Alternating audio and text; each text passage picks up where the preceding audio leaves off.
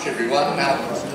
Good evening. It's very nice to have you here. It's been a very cold, wet day, odd sort of day, but it's lovely in here, and we do thank you for spending some time with us on the start of a week like this.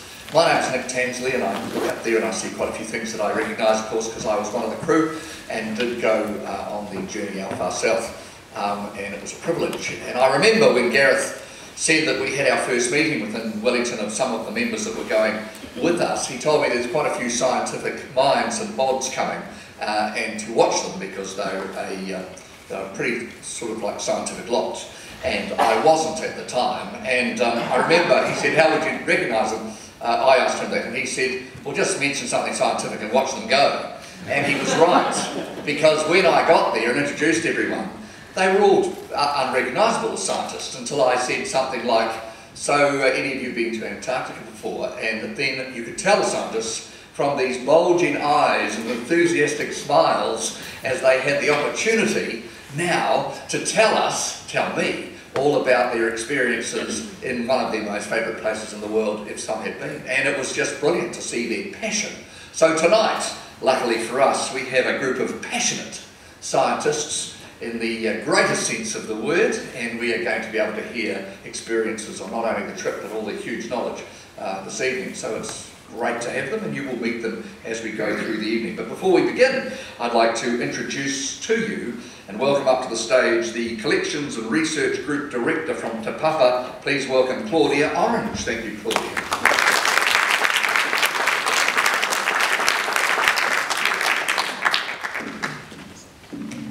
Rangatira mā, e hoa mā, ki ora koutou katoa, ngā mihi mahana ki a koutou I tēnei pō. Ladies and gentlemen, a very warm welcome on behalf of Te Papa and the friends of Te Papa to you all. About 2 weeks ago, we were privileged to see the world premiere of our Far South, the journey to the South, and it was superb. It was wonderful.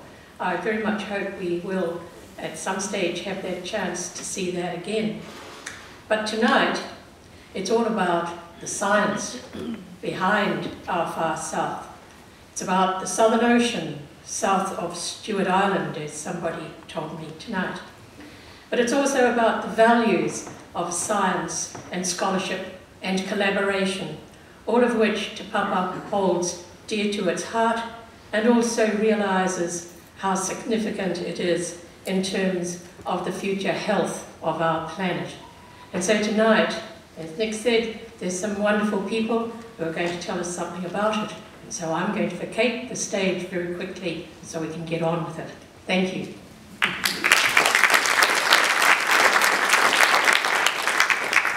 Thank you much, Claudia.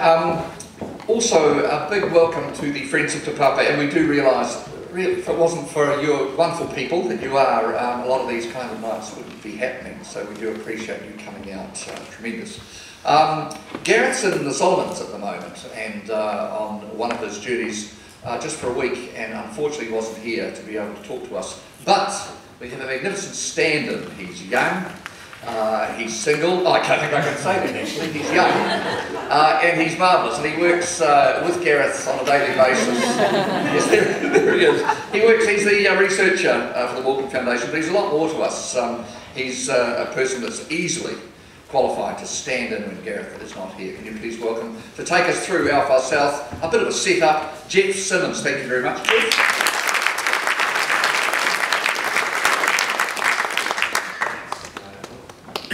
Thanks, Nick, I think. Yeah, just imagine that I'm not smiling as much and, what? Okay, what? Just imagine I'm not smiling so much and I'm a bit bolder, okay? And you got Gareth, basically.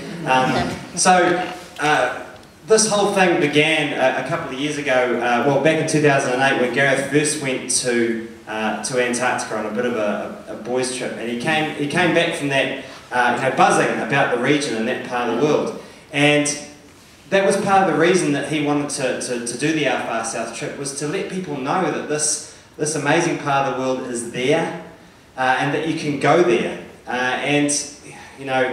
we're gonna hear a lot about tonight about why our far south's important. You know, the sub-Antarctic islands are life rafts for a lot of really important creatures down there. The Southern Ocean and Antarctica are the engine room of the world's climate. We're going to hear all about that tonight, and about the things that are impacting on that. You know, the race for resources, fishing, mining. We're going to hear about climate change and how that could be upsetting the apple cart, and we'll hear you know, a little bit about conservation as well, the impacts on those animals. All that stuff's really interesting, but I've got to tell you, you can only really emotionally experience the issues. You can only really understand that sea lions' population has halved in the last 15 years when one of them chases you down a hill through the forest of Enderby Island. You can only really understand how incredible albatrosses are when they're whizzing around your head just a metre above your face. And you know, their wingspan is 3.5 metres wide. You know, people think these things are just big seagulls, but they're completely not. So that was the idea of this trip, was to really, you know, get across how amazing this part of the world is to Kiwis. And I hope that you can really get a sense of that from from the scientists that will be chatting tonight. So I'll pass back to Nick.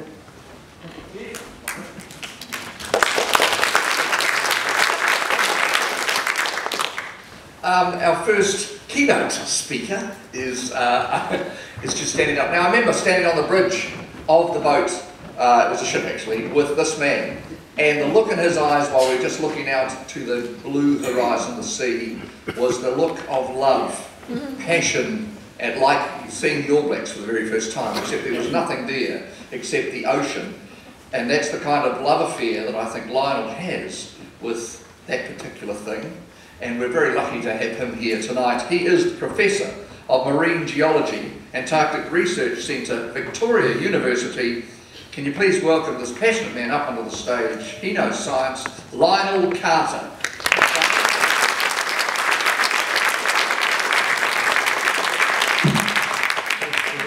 There's that lovely look. Passionate. That's a new one. Thank you all for coming tonight. It's a midwinter's night, and you've also paid good money to be here. And so I'm hoping that we'll give you value for your money. And as Jeff pointed out, Our Far South was devised by Gareth and Joan Morgan to make the public aware of a key area about New Zealand. What we've tended to do is inhabit the landmass and look longingly north, whether it's because of our ancestry or whether it's because of our trade. And the piece beyond Stewart Island has become a bit of a backyard for us. However, as science has evolved, we've come to realise, not just in New Zealand but worldwide, that the Southern Ocean is a huge part of this puzzle we call the Earth system. It drives much of the global climate. And we'll start on this tour of the South. Here we are, that's our vessel. Whoops, that's a good start, wasn't it? Let's try this again. Okay. Right. Ah, yes, that's one. Good. That's the spirit of envy. There's too much passion going on up here. The spirit of envy, that took us 40 souls of everyday New Zealanders, plus that subspecies which Gareth Morgan calls scientists, down south. It's important to look at this because it's a confined space, and we were there whether we liked it or not for 28 days. And we had a whole amalgam of people, concrete engineers, a pilot, economists, a policeman, scientists, a policymaker, and we all got on incredibly well. Which says to something the way we intermixed, because we were all governed by this thing about getting to know the Southern Ocean and the meaning of it. En route, we had a poignant moment. We'd been contacted earlier by the daughter of George Knox, who died about 4 months ago now. And George, in essence, was a marine biologist from Canterbury University, and he was basically the grandfather of marine biological science in the Southern Ocean. And it was indeed an honour for us to scatter George's and his wife's ashes in Antarctic waters as they both wished. And the vessel, once it got beyond 60 degrees south, we had a brief eulogy written by George's daughter, and then we scattered his ashes over the ocean. And this is Victor Andolini, who was representing an ex-student from Canterbury, an ex-student of George's, and also a director of Te Papa, Seven Bennington. And we had Bob Zur, who also helped. And towards the final moments, it started to snow.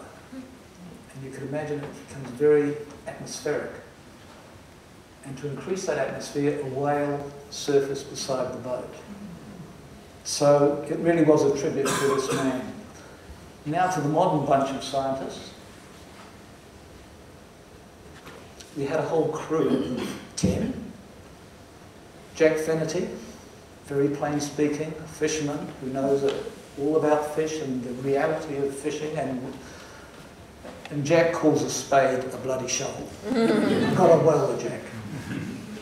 Gary Wilson, Professor of Geology at Otago University, and an old Antarctic hand, a geologist. Andy Roberts. Andy could be the terrestrial equivalent of Jack Finnerty. He saw things and spoke in very plain language, very common sense. And we have a lot to thank Andy Roberts for getting this $1 million mouse project underway. The treasure of Te Papa. Don't let it go to your head. but Anton, what he doesn't know about whales you could put on a pin, it was just fantastic, his enthusiasm.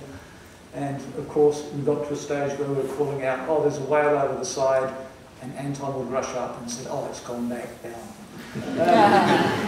Bob Zur, an ecologist and a wonderful photographer. Rob Murdoch from NIWA, again, consummate marine ecologist, a very wide-ranging knowledge of yours truly. Dan Swartz, both in the Antarctic Research Centre and the Ministry of the Environment. And Dan is an expert, as you will see, on sea level rise, and also Dan ran the big experiment on the ship, which he'll talk about a bit later. Rhiannon Salmon from the UK, an atmospheric chemist who led the outreach program. In other words, made the science intelligible to the people that had been blogged to back in New Zealand and elsewhere. Richard Levy, again, a geologist, a lot of Antarctic experience and GNS science, and he was been one of the major forces behind the Andrill drilling program. And so this ship of fools steamed off with Captain Morgan, that's Captain Gareth Morgan, not the rum, in charge to Antarctica.